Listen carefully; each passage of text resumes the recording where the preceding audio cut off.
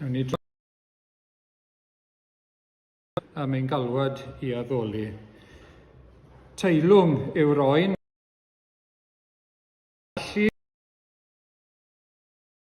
fan erth, anrhydedd gogoniant ac i'r oen y bo'r mawl ar anrhydedd a'r gogoniant a'r nerth byth bythoedd.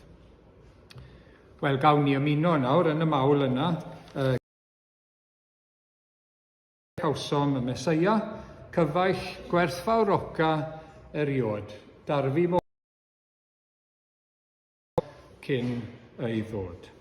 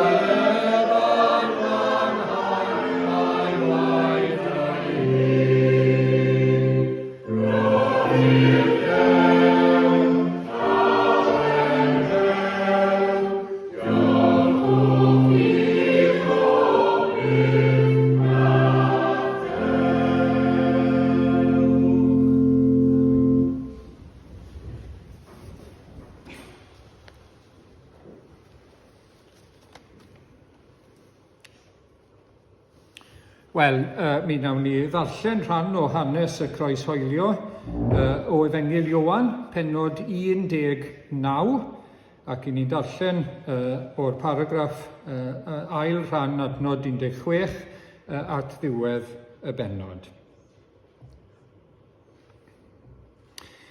Felly cymerasant Iesu, ac aeth allan gan gario ei groes ei hun, i'r man a elwyr lle penglog.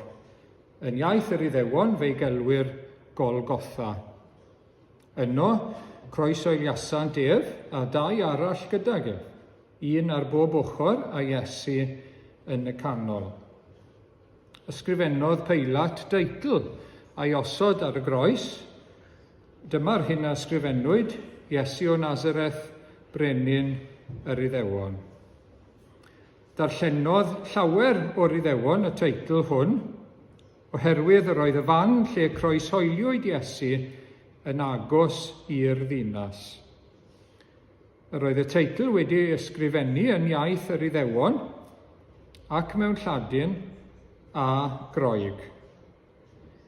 Yna meddai prif offeiriaid yr Iddewon wrth Peilat, paid ag ysgrifennu brenin yr Iddewon, ond yn hytrach dywedodd ef brenin yr Iddewon o'i fi. Atebodd Peilat, yr hyn a ysgrifennais. Wedi iddynt groes hoelio Iesu, cymerodd y milwyr ei ddillad ef a'i rhannu'n 4 rhan, un i bob milwr, cymerasant ei grys hefyd, yr oedd hwn yn ddiwniad wedi ei wai o'r pen yn un darn. Peidiwn a'i rhwygo hi, meddai'r milwyr wrth ei gilydd, gadewch i ni fwrw coelbren amdani, i benderfynu pwy gaiff hi. Felly cyflawnwyd yr ysgrythyr sy'n dweud, rhanasant fy nillad yn ei misg, a bwrw coelbren ar fy ngwisg. Felly y gwnaeth y milwyr. Ond yn ymyl croes Iesu, yr oedd ei fam ef yn sefyll gyda'i chwaer, Mair gwraig Clopas a Mair Magdalen. Pa welodd Iesu ei fam, felly, a'r disgybl yr oedd yn ei garu, yn sefyll yn ei hymyl, meddai wrth ei fam, wraig, dyma dy fab di. Yna dywedodd wrth y disgybl, dyma dy fam di. Ac o'r awr honno cymerodd y disgybl hi i mewn i'w gartref. Ar ôl hyn, yr oedd Iesu'n gwybod bod pob peth bellach wedi ei orffen, ac mwyn i'r ysgrythyr gael ei chyflawni, dywedodd y mae arnaf syched. Yr oedd llester ar lawr yno yn llawn o win sir, a dyma hwy'n dod i sbwng wedi ei lenwi ar gwin yma ar ddarn o isop ac yn ei godi at ei wefusau. Yna wedi iddo gymryd y gwin, dywedodd Iesu gorffennwyd. Gwyrodd ei ben a rhoi fyny ei ysbryd. Yna gan ei bod yn fydd paratoad, gofynodd yr Iddewon i Pilat am gael torri coesau y rhai y groeshoeliwyd a chymryd y cyrff i lawr, rhag iddynt ddal i fod ar y groes ar y saboth, oherwydd yr oedd y saboth hwnnw yn uchel oil. Felly daeth y milwyr a thorri coesau'r naill a'r llall a groeshoeliwyd gyda Iesu, ond pan ddaethant at Iesu a gweld ei fod ef eisoes yn farw, ni thorasant ei goesau. Ond fe drywanodd un o'r milwyr ei ystlys ef a ffigell, ac ar unwaith yma waed a dŵr yn llifo allan. Y mae'r un a welodd y peth wedi dwyn tystiolaeth i hyn, ac y mae ei dystiolaeth ef yn wir.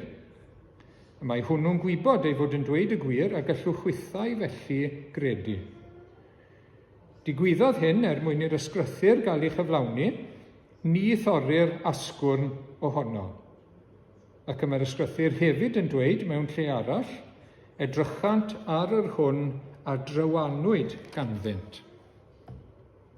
Ar ôl hyn, gofynodd Joseph o Arimathea ganiatad gan Pilat i gymryd corff Iesu i lawr. Yr oedd Joseph yn ddisgybl i Iesu, ond yn ddisgybl cudd, gan fod ofn yr Iddewon arno. Rhoddodd Pilat ganiatad, ac felly aeth Joseph i gymryd y corff i lawr. Aeth Nicodemus hefyd, y dyn oedd wedi dod at Iesu y tro cyntaf liw nos, a daeth ef at tua 100 mesur o fyr ac aloes yn gymysg, cymerasant gorff Iesu a'i rwymo ynghyd â'r peraroglau mewn llieiniau, yn unol ag arferion claddu'r Iddewon. Yn y fan lle croeshoeliwyd ef yr oedd gardd, ac yn yr ardd yr oedd bedd newydd, nad oedd neb erioed wedi ei roi orwedd ynddo. Felly, gan ei bod yn ddydd paratoad i'r Iddewon, a chan fod y bedd hwn yn ymyl, croesant Iesu i orwedd ynddo. Cyn ni'n diolch i'r arglwydd am ei air sanctaidd. Amen. Gawn ni droi nawr at yr arglwydd mewn gweddi, gyda'n gilydd gawn ni weddio. I ni'n diolch o arglwydd ein Duw am y cyfle arbennig o fod gyda'n gilydd y bore yma ar ddiwrnod pan ni'n cofio am groeshoelio yr arglwydd Iesu Grist. Ac diolch bod cyfle gyda ni ar rhyddid i ymgynnull arglwydd i daddoli di ar y dydd arbennig yma.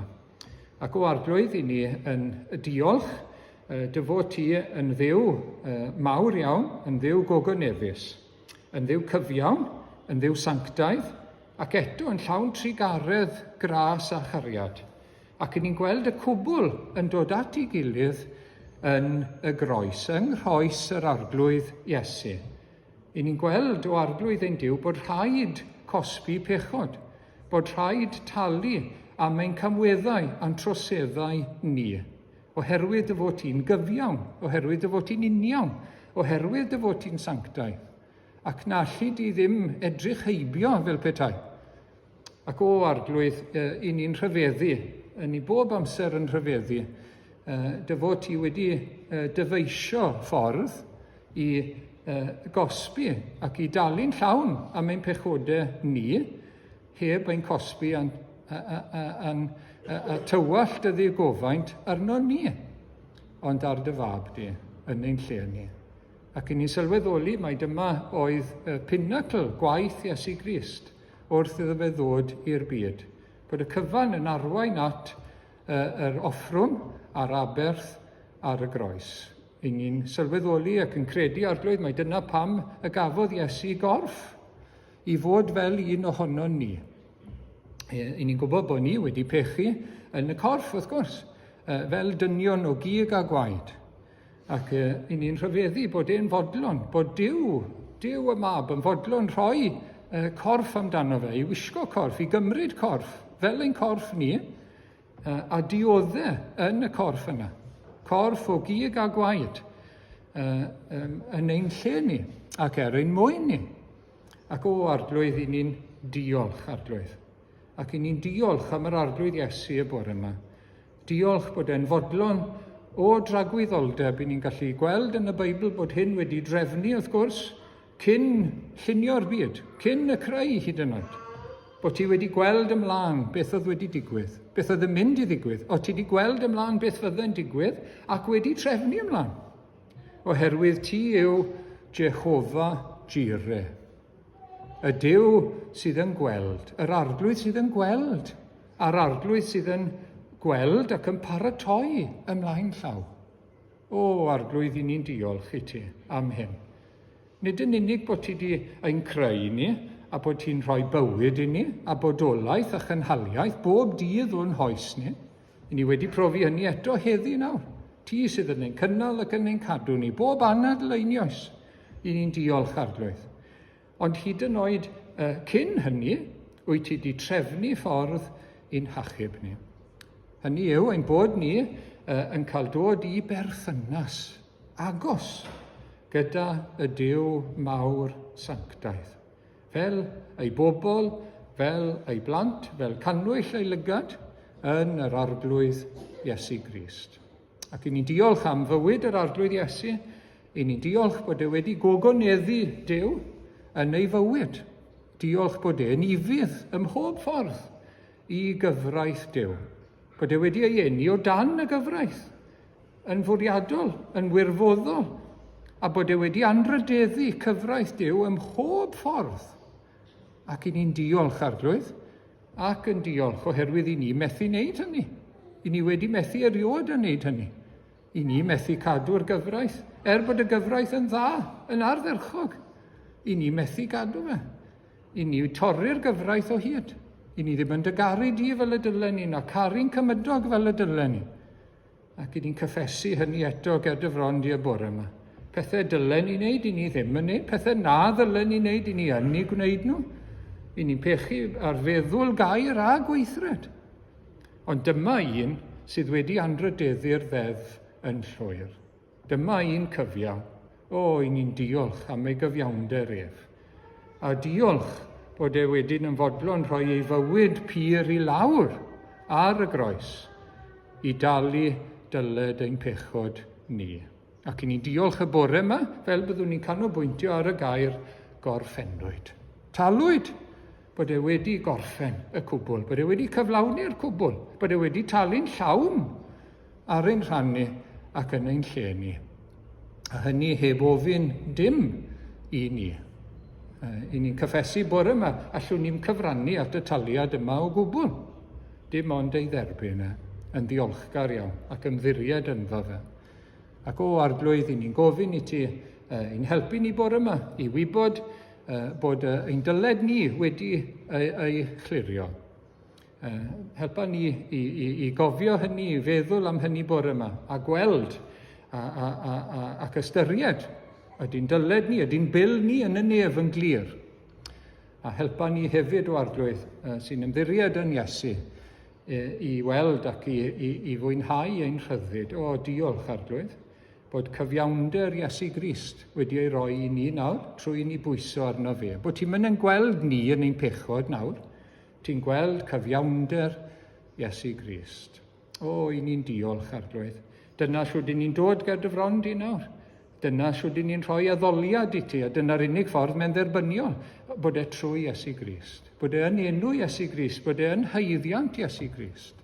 Dyna shwyd ni'n gallu dy wasanaethu di, Arglwydd, a bod ti'n derbyn ein gwasanaeth ni mewn gwasanaeth ni'n wael mewn sawl ffordd o, Arglwydd.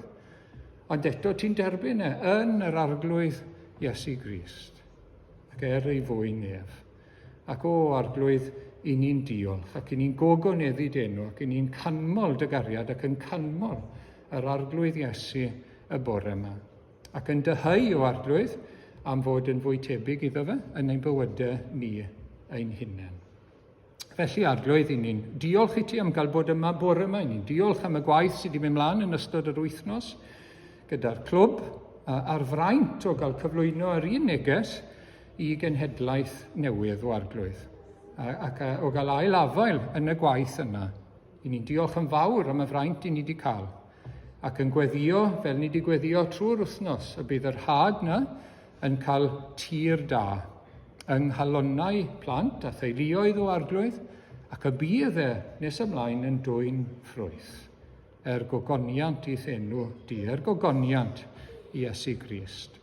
Ac o, Arglwydd, i ni'n gweddio dros waith yr Efengil yn bob man, wrth gwrs, diled y deyrnas a gwneler dy wyllus o, Arglwydd trwy'r byd i gyd. Ac ni'n meddwl am y rhai fydd yn dioddau nawr, achos yr Efengil, achos amser y Pasg.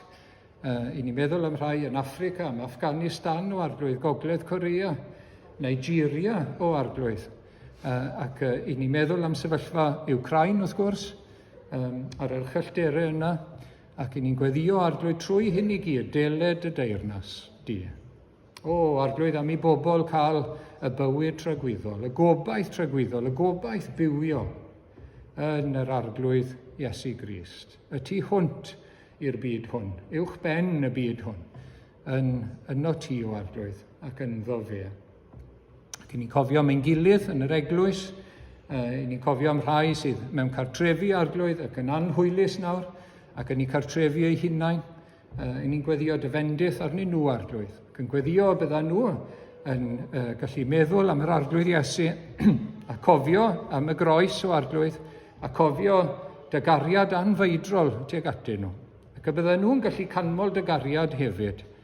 A ni eto'n bechaduriaid i Grist farw troso ni, a profi all dim ein gwahanu ni oddi wrth gariad Duw, dim byd. Yr hwn sydd, y cariad yma sydd yng Nghrist Iesu ein harglwydd. Llwydda waith yr Efengil nawr i ni'n gweddio. Derbyn ni nawr ac arwain ni'n mhellach. Nenw ac yn haeddiant ein harglwydd Iesu Grist. Amen.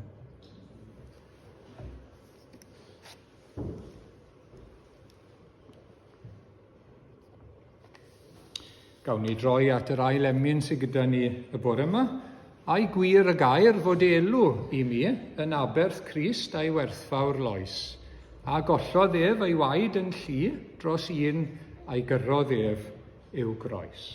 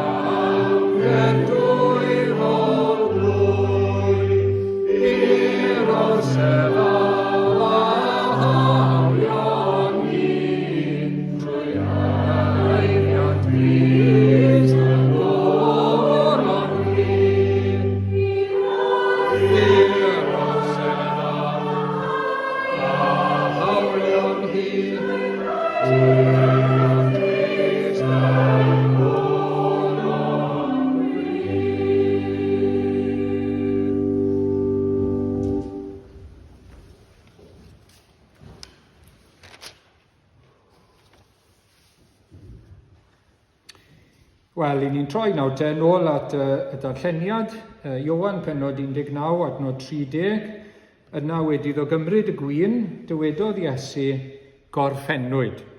Gwyrodd ei ben a rhoi i fyny ei ysbryd. Dyma un o ymadroddion ola yr arglwydd Iesu ar y groes, wrth gwrs, y gair gorffennwyd, ac un gair yw yn y Groeg hefyd, tetelestai, ac rhywbeth wedi ei orffen, rhywbeth wedi ei gyflawni, ac mae Iesu'n cyhoeddi bod e wedi gorffen rhywbeth, bod e wedi gorffen a cwblhau y gwaith oedd y tad wedi ei roi iddo fe i'w wneud. Ac dyn ni ddim yn deall Iesu Grist o gwbl, os nag i ni sylweddoli, mae beth oedd yn holl bwysig iddo fe oedd cyflawni y gwaith yma oedd wedi ei roi iddo fe. Oedd e'n bwysicach na dim byd arall yn meddwl ac yng nghalon yr arglwydd Iesu.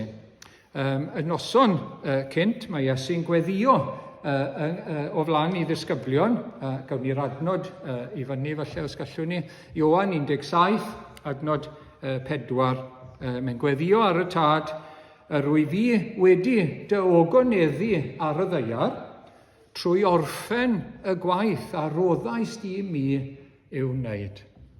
Dyma beth oedd yn bwysig i'r arglwydd Iesu, i ogoneddu Duw trwy gyflawni ei waith ar y ddeiar.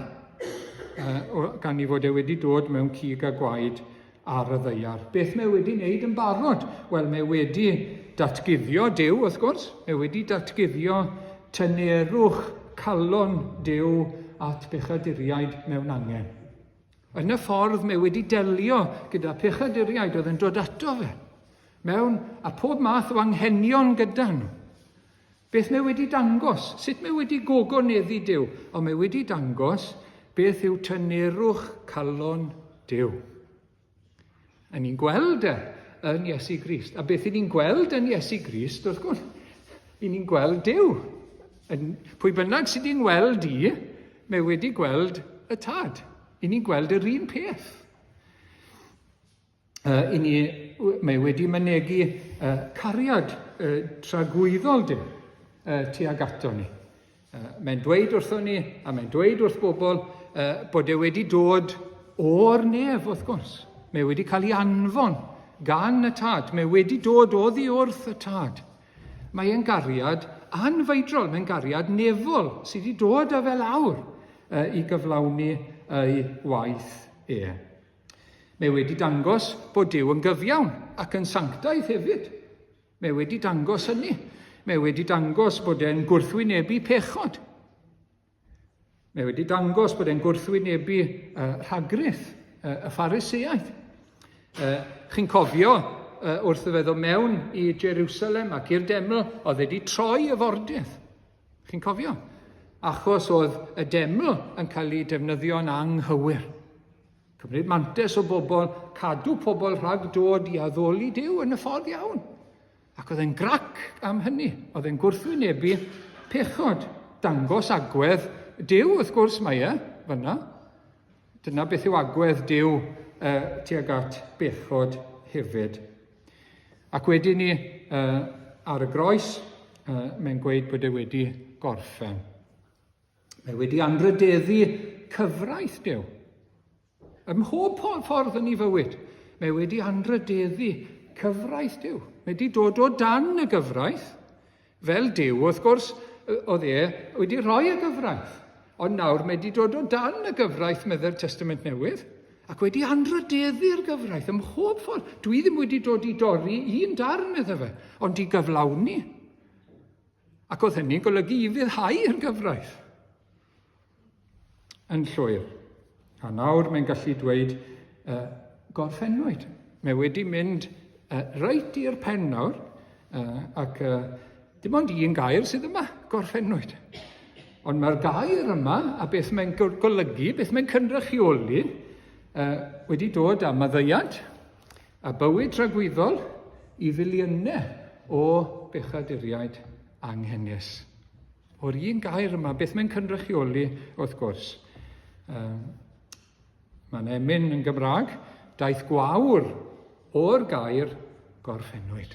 Gwawr, goleuni, gobaith o'r gair gorffennwyd. Wel, nawr te, un agwedd ar y gair yma yn amser Iesu Grist oedd fod e'n air busnes. Gair busnes, gair marchnata bob dydd. Ac un, mae'n debyg, yw, oedd e'n gallu cael ei ddefnyddio ar nodyn addewid. Promissory note. Os chi'n gwybod beth yw promissory note, yna chi enghraifft fyna o beth yw e. Mewn ffordd, mae'n harian ni yn promissory note. I promise to pay the bearer, mae'n dweud yn dyfa, ar eich darn arian chi. Ni'n mynd i wso lot o arian nawr, ni'n defnyddio cardiau, ond ar eich arian, papur, I promise to pay the bearer, yn dyfa. Wel, promissory note ydy bod rhywun yn ymrwymo ac yn addo i dalu swm, falle ar ddyddiad penodol a swm arbennig. I'r person sy'n mae'n ddyledus iddo fe, neu'r sawl sy'n cario y nodyn. Ac os oedd e'n cael ei dalu, phan oedd e'n cael ei dalu, gorffennwyd, tetelestai. Oedd y gair byddai'n cael ei ysgrifennu ar ei draws e. A mae hwnna'n rhoi darlun i ni o waith Iesu Grist. Mae'n cyflawni addewid.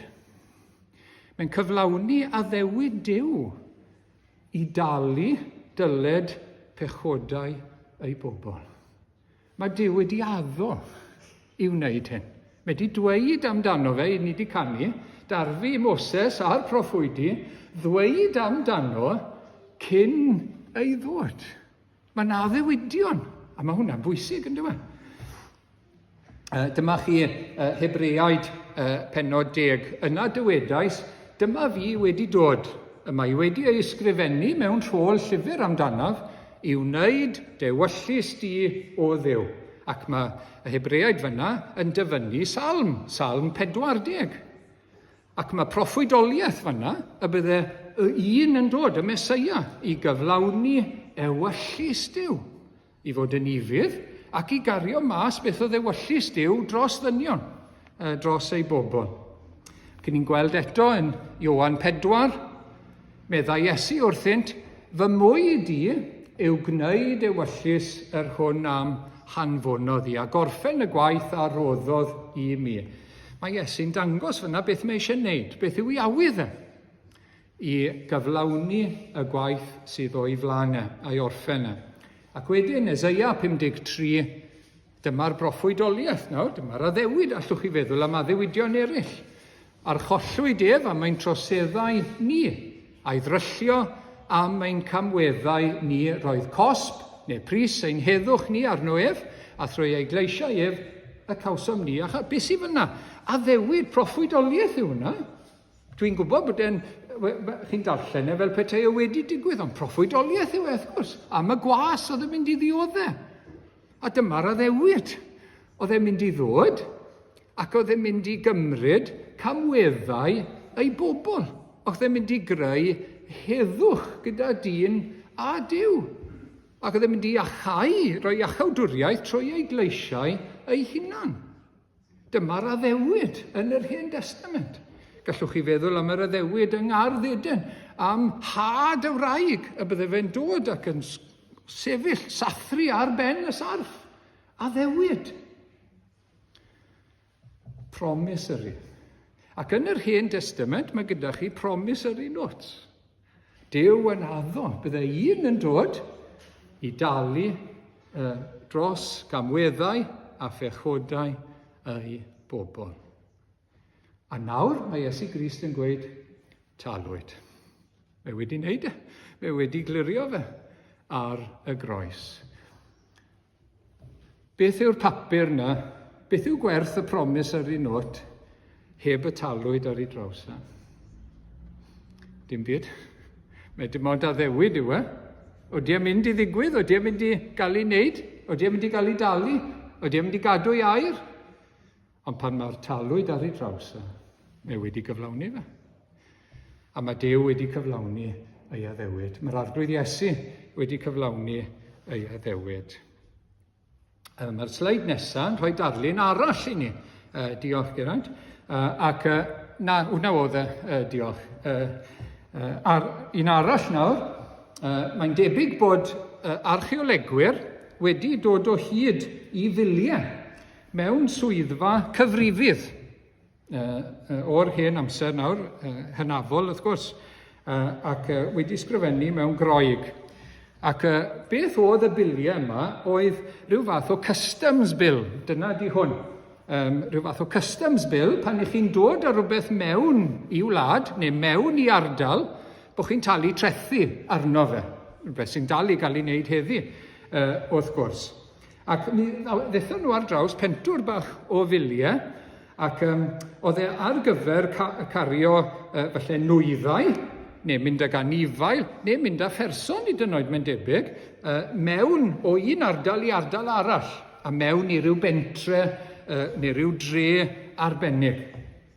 Ac wedyn, oedd rhaid talu treth, customs, ar hwnna, chi'n gweld? Ac unwaith oedd wedi talu, y gair o'n nhw wedi gweld wedi sgrifennu ar draws oedd tetel, tarfyriad, neu yn llawn tetelestau. Dyna'r gair. Peid, talwyd. Oedd y dreth wedi dalu. Weithiau oedd e'n gweud talwyd trwy y gat. Wrth iddyn nhw fynd mewn a dod â nhw mewn i'r ardal lle bynnag oedden nhw'n dod. Talwyd, y dreth wedi dalu. Ac mae hwnna, wrth gwrs, yn dangos bod y dreth, bod y bil, beth bynnag, wedi ei dalu. A dyna i ni wneud, i ni dal i gael invoice fel yna heddi, wrth gwrs, ar gair talwyd, os i ni wedi talu ar ei draws. Ac i ni wedi canu, hwn yw'r oen ar ben Calfaria, aeth i'r lladdfa yn ein lle. So mae'n dyled fawr a dalodd, ac fe groesodd filiau y nef. Biliau y nef. Beth mae'n atgoffa ni ohono fe yw bod gyda chi a fi fil yn y nef. Mae gyda ni account yn y nef.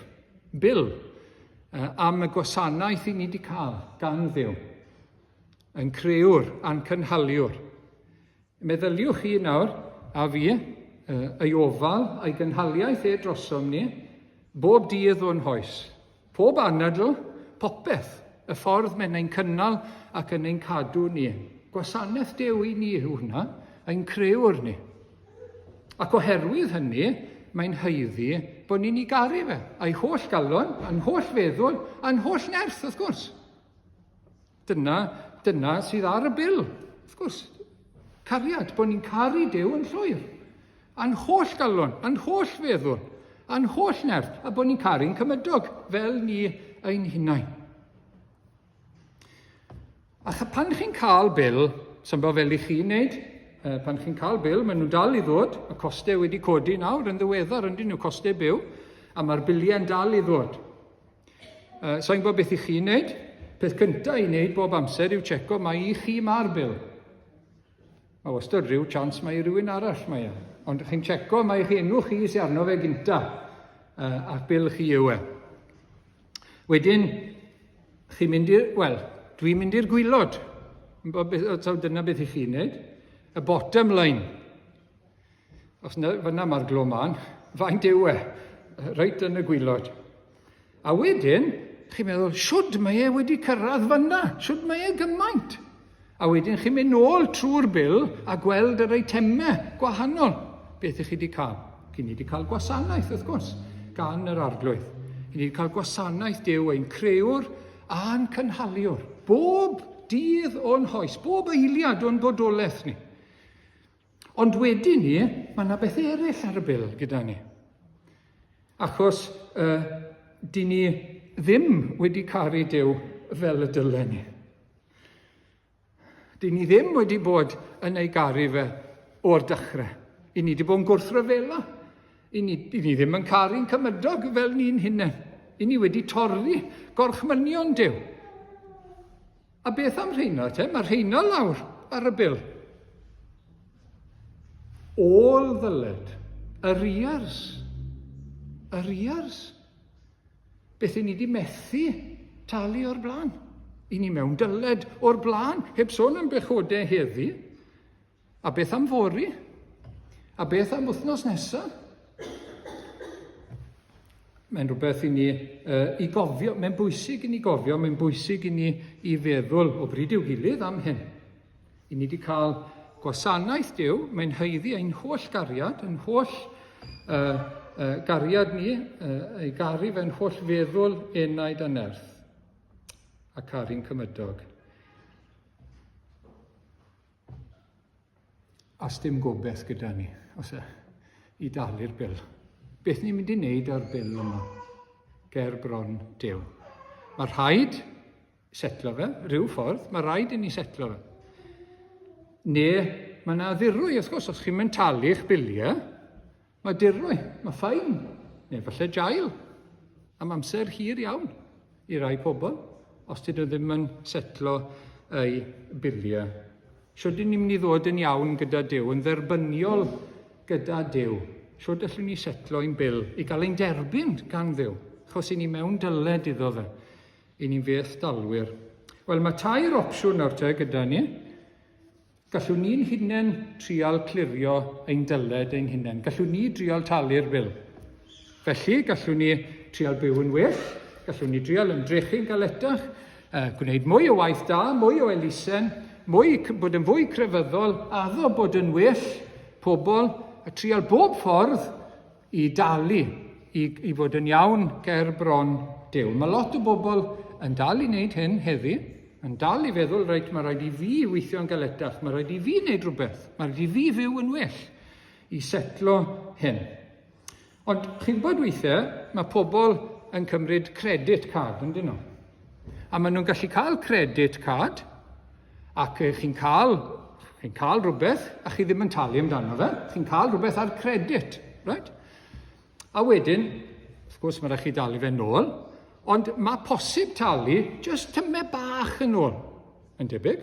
Jyst tyme bach, mae dewis ydych chi.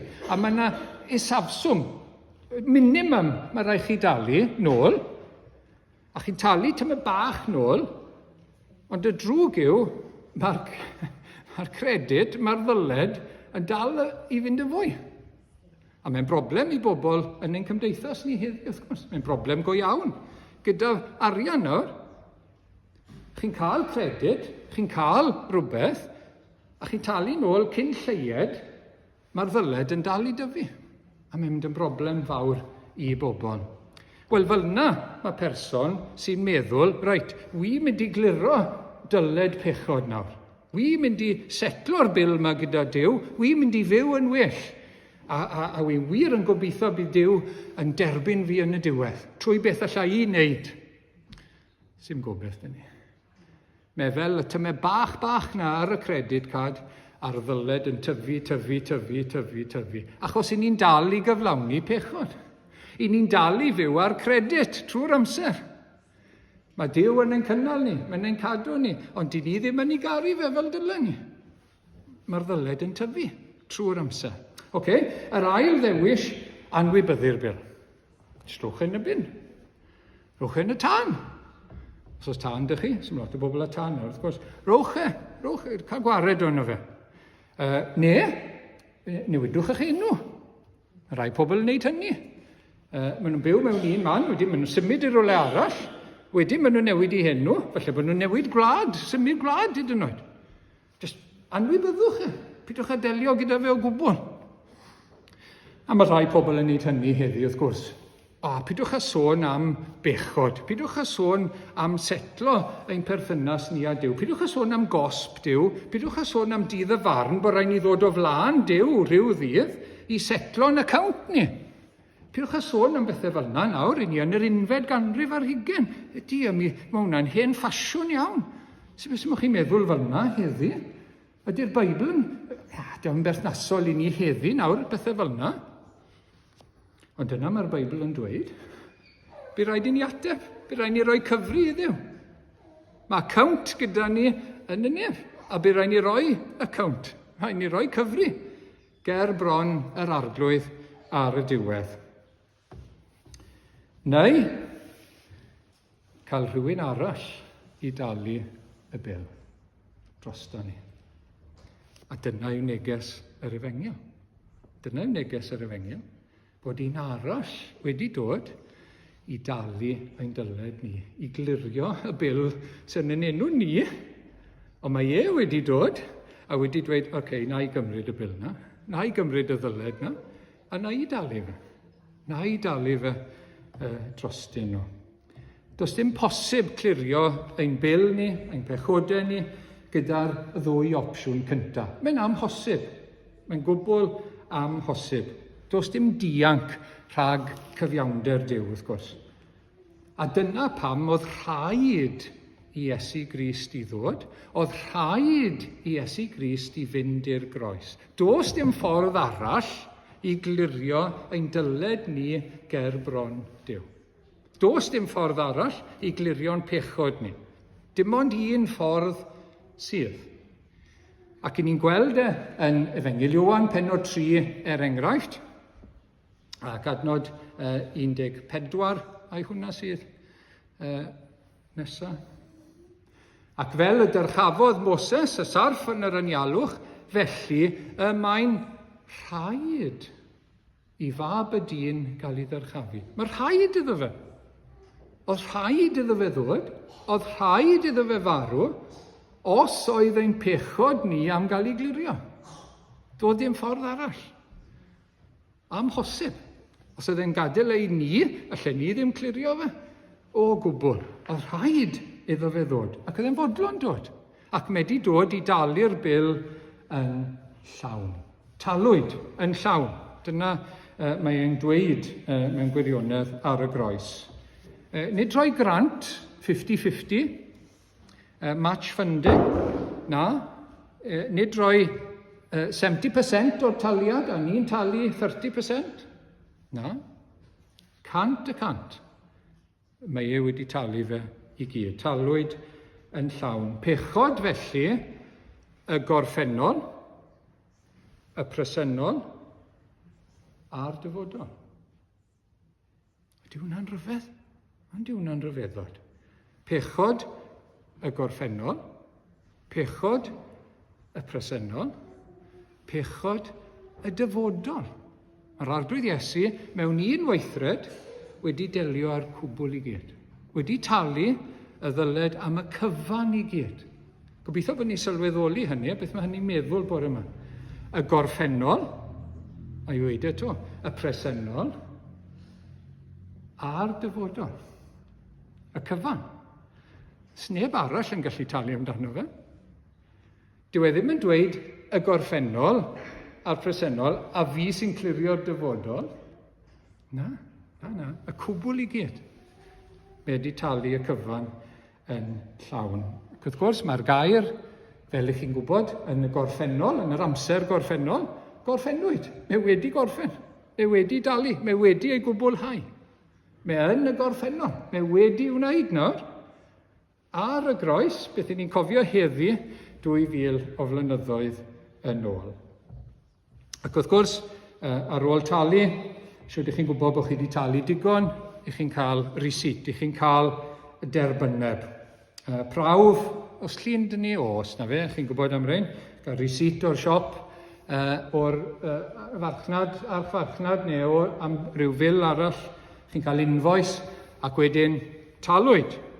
Ac mae risit yn dangos bod cash wedi talu yn y gwylod fyna. A mae'n brawf. Digwyddodd rhywbeth tyn bach yn embarrassing i fi rhyw 2 wythnos yn ôl. Nid yma tro cyntaf, wrth gwrs. O'n i yn Aberystwyth, ac o'n i'n mynd yna i bregethu ar y dydd Sul. Ac oedd hi'n ddydd Sadwrn, ac o'n i wedi cael amser braf dydd Sadwrn, a wedi cyfarfod teulu, ac wedyn oedd hi'n 10 munud i 6, ac o'n i'n mynd i'r car, a dyma fi yn cofio rywsut, dwi ddim wedi dod â siwt i bregethu y diwrnod wedyn. Wel, oedden ni'n paso siop, fel mae'n digwydd, Matelan. O'n i'n paso'r siop ar y pryd. So dyma ni'n rhedeg mewn i'r siop, a o 10 munud yn ni cyn bod y siop yn cael. So, cael jacket, oedd yn iawn, a trowsus, a mynd, a talu, a mynd mas, a mynd nôl i ble o'n i'n aros. A dyma ni'n edrych wedyn ni ar y jacket ar ôl cyrraedd nôl, ac oedd y tag yn dal ar y jacket. Ac os ych chi'n trial tynnu'r tag na, mae yna inc mae'n debyg, neu dau yn rai o'r tags yma. So, o'n i ddim yn mynd i drial dim byd. So, rai fi gael menthyg nawr, dillad gan y person yn un aros gyda nhw, sy'n fenthyg jacket, a mynd nôl i'r siop nes ymlaen. Mynd ar tag a popeth, ond wrth gwrs, oedd risit y fi. O'n i ddim wedi dwyn y jacket, oedd y blipper ddim wedi gweithio yn y drws. O'n i ddim wedi dwyn y jacket, oedd risit y fi. Ac o'n i'n gallu, gan bod dim eisiau fe, ges i'n arian nôl, na fi ddim, a gan bod fi ddim wedi gwisgo fe. Oedd y risit na mor bwysig. Se ni wedi mynd nôl ar jacket, ar tag arno fe, a dim risit, naturiol, bydden nhw'n meddwl bod fi wedi dwgu fe, a redeg mas o'r siop, wrth gwrs. Ond oedd y risit gyda fi. Ac mae Iesu Grist wedi dweud gorffennwyd, talwyd ar y groes, a mae Duw y Tad wedi rhoi risit i ni. Ac i ni mor ddiolchgar am hyn. A mae 2 elfen i'r risit yma, yn gyntaf atgyfodiad Iesu Grist, y trydydd dydd. Mae'n ddigwyddiad hanesyddol. Ac am i fod wedi atgyfodi, dyw e ddim yn y bedd, dyw e ddim ar y groes, i ni'n gwybod bod y taliad yn ddigon, bod e wedi cael ei dderbyn, a bod stamp Duw. Mae Iesu Grist i gweud talwyd, a mae stamp y nef yn gweud, ydy, mae wedi dalu. Sdim ragor i dalu eto. A mae hwnna'n risit. A mae hwnna'n hyfryd. 1 Corinthiaid 15-17, os nad yw Crist wedi ei gyfodi, i ni'n byw mewn oes ryfedd iawn. Mae lot o bobl, hyd yn oed pobl mewn eglwysi, arweinwyr eglwysi yn ein dyddiau ni yn dweud, os o'n i'n siŵr am yr atgyfodiad. So o'n i'n siŵr os oedd e wir wedi codi. So o'n i'n siŵr os allwn ni gredu bod e wedi atgyfodi y trydydd dydd. Gweithio'r modd, mae'n debyg lwn i rhywbeth. Nawr dros y pas fi rhywun wedi gweud rhywbeth tebyg. So o'n i'n siŵr, so o'n i'n credu fe erbyn hyn. Sim ots os fi'n credu bod Iesu Grist wedi atgyfodi neu bido yn y pen draw. Nid na beth mae'r Testament Newydd yn gweud. Os nad yw Crist wedi ei gyfodi, ofer yw eich ffydd, i chi yn eich pechodau o hi. Siwr di ni'n gwybod bod maddeuant? Siwr di ni'n gwybod bod Iesu wedi atgyfodi? Dyma'r prawf, dyma'r risit hanesyddol. A mae mor bwysig. Mae mor bwysig i chi a fi. Sy'n mews i ni gyhoeddi maddeuant a gorllyngdod a bywyd tragwyddol a heddwch gyda Duw, os nag i ni'n siŵr. Ond i ni'n siŵr, mae'r ffaith yn ffaith hanesyddol. A mae llygad dystion gyda ni, dros 500 ohonyn nhw wedi dweud wrthon ni bod e wedi atgyfodi. Mae'n allweddol i ni. Ac i ni'n gallu dweud heddi nawr, mae'r ddyled wedi ei thalu. Mae wedi talu fe ar y groes dros ei bobl, dros bob un sy'n credu ynddo fe. Ac ar ben hynny, yr ail ran o'r risit, os gael ei dweud e fel yna, yw bod addewid y bydd yr ysbryd glân yn dod. Pan i ni yn darllen dydd y Pentecost, ni'n darllen neges beth mae Pedr yn dweud ar apostolion, mae rhaid chi edifarhau, mae rhaid chi droi nôl at Dduw nawr, ddim troi bant, troi nôl a credu yn Iesu Grist. Ac mae'r addewid i chi o'r ysbryd glân yn rhodd. Yr ysbryd glân, Duw, person arall yn y diwdod, y trydydd person, yn dod i fyw gyda ni. Ac i roi sicrwydd i ni bod beth mae'r Beibl yn dweud yn wir. Yn rhoi cadarnhad yn ein calon ni. Bod Iesu wedi talu, bod e wedi atgyfodi, a bod ni'n rhydd oddi wrth ein pechodau. Ac Rhufeiniaid 8, mae'r ysbryd ei hun yn cyd-dystiolaethu a'n hysbryd ni ein bod yn blant i Dduw. Ni wedi cael ein derbyn yn llawn, ni wedi cael ein mabwysiadu yn yr arglwydd Iesu Grist. Does dim eisiau ni ofni.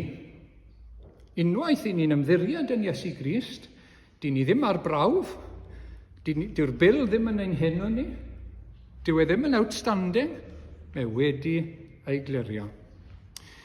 Dwi'n meddwl bod chi'n cofio ac yn gwybod am hyn, yn 2005, os gallwn ni gael y sleid nesaf, dyma headline ar y BBC, Ebrill y trydydd 2005. Os chi'n cofio hyn, Double Jeopardy Law ushered out. Digwyddodd newid sylweddol yn y gyfraith yn 2005. A legal principle which prevents people being tried for the same crime twice has been scrapped in England and Wales. Beth oedd wedi newid? Wel, cyn hyn, os o'ch chi wedi bod ar brawf am drosedd a bod chi wedi cael eich darganfod yn ddieuog, dyna ddiwedd y mater. Allech chi byth cael eich profi am yr un peth eto. Byth. Ond, mi newidiwyd yn 2005 yng Nghymru a Lloegr, os ragor o dystiolaeth perthnasol yn dod i law, gallwch. Gallwch chi gael eich profi eto. Unwaith, dim ond unwaith eto. Unwaith eto. A mae hwnna wedi newid ers 2005. Does dim eisiau ni ofni double jeopardy o gwbl. Does dim eisiau ni ofni hwnna o gwbl. Achos mae'n troseddau ni wedi cael ei talu amdanyn nhw. Mae'r arglwydd Iesu wedi talu. Gafodd ei gondemnio, dath melltith arno fe fel yr un euog, ac i ni'n rhydd. Does dim eisiau ni boeni am double jeopardy. Dawn ni ddim o dan brawf eto. Os ych chi'n Gristion bore yma, ych chi ddim o dan brawf. Dyw'r bil ddim yn eich enw chi yn dal heb i dalu. Mae'n bwysig bod ni'n cofio ac yn sylweddoli hynny. Pam? Achos y gair gorffennwyd. Achos beth mae Iesu Grist wedi wneud. Nid achos bod fi wedi dod i'r cwrdd bore yma, achos bod fi yn wneud hyn neu'r llall na. Achos bod yn ffydd i yn Iesu Grist. A beth mae e wedi wneud? A'r gwaith mae e wedi gyflawni ar y groes. Ac i orffen o'r te, o ran yr adnodau, fi'n credu, rhan rhan diwetha, yn awr felly, nid yw'r rhai sydd yng Nghrist Iesu dan gollfarn o unrhyw fath. Does dim condemniad dros yn penni, dros dim damnedigaeth, dim byd.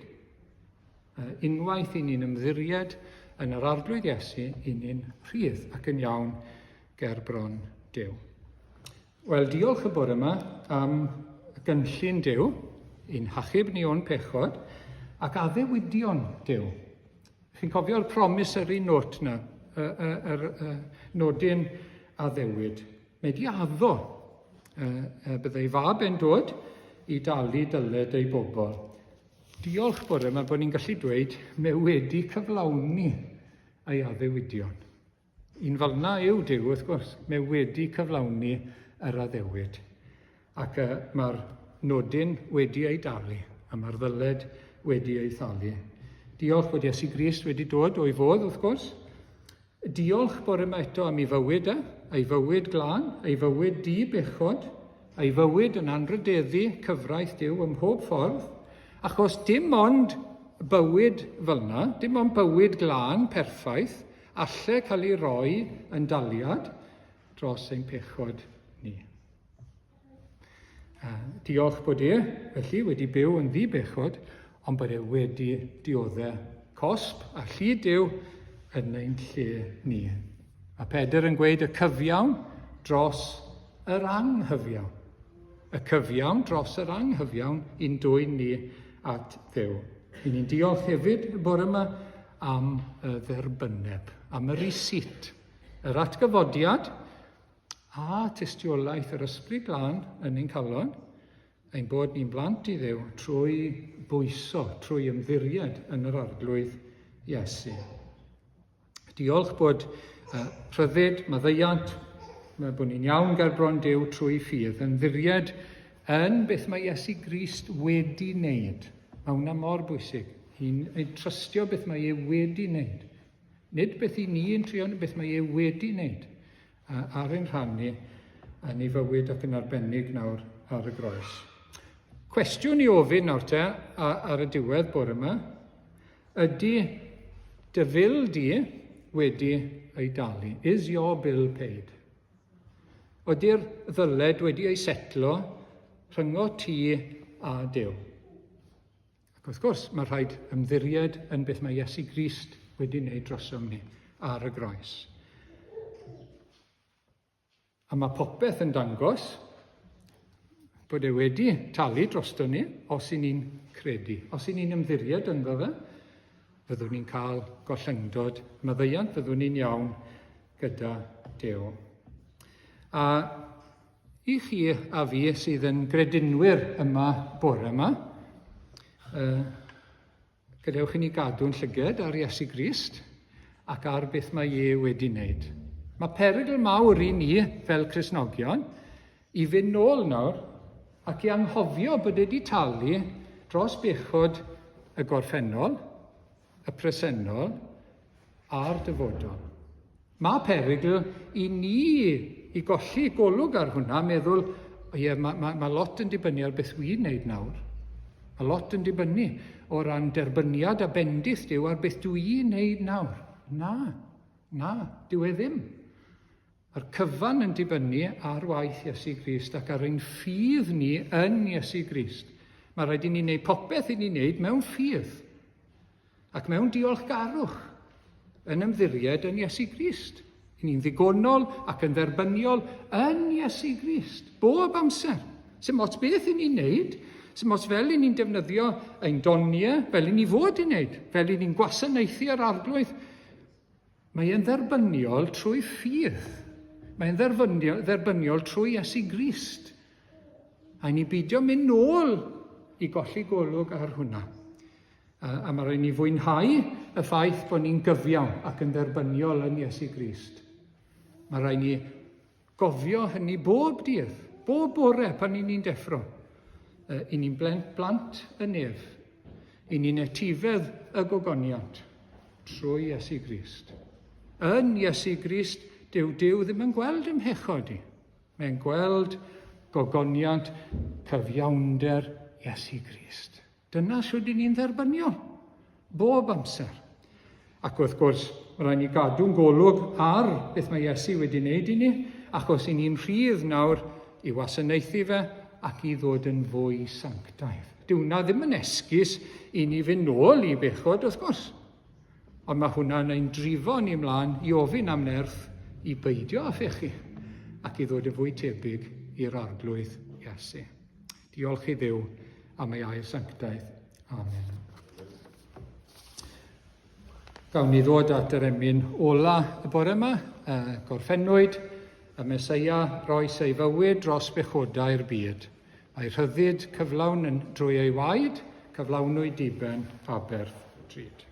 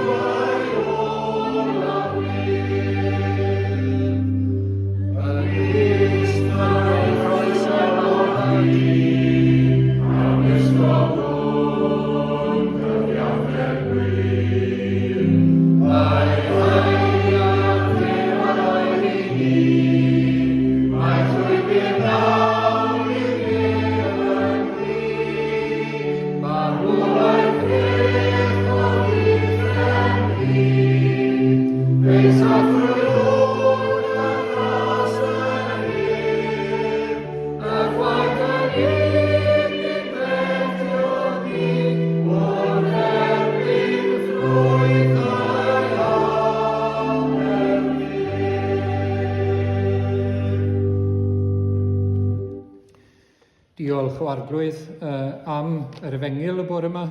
Diolch am yr arglwydd Iesu. Diolch am y taliad anfeidrol ei werth ar y groes. A diolch am y gair gorffennwyd. O arglwydd, mae'n gobaith ni gyd yn y gair yna. Mae'n gobaith ni gyd yn yr arglwydd Iesu Grist. Sdim byd yn ni yno ni'n hunain o arglwydd. Mae'r cwbl ynddo fe. Diolch bod e'n obaith cadarn a sicr. Diolch am fyddeiant llwyr. Diolch am gael ein derbyn yn llawn, am cael ein cyfri'n gyfiawn trwy ymddiried ynddo fe. Helpa ni bob un sydd yma o arglwydd i ymddiried yn llwyr yn Iesu Grist, i ymddiried yn llwyr yn ei groes, bob amser hyd ddiwedd ein taith, ac ar ei ben bo'r goron. Gras ein harglwydd Iesu Grist a chariad Duw a chymdeithas yr ysbryd glân, a'r hoso gyda ni hyd nes y daw.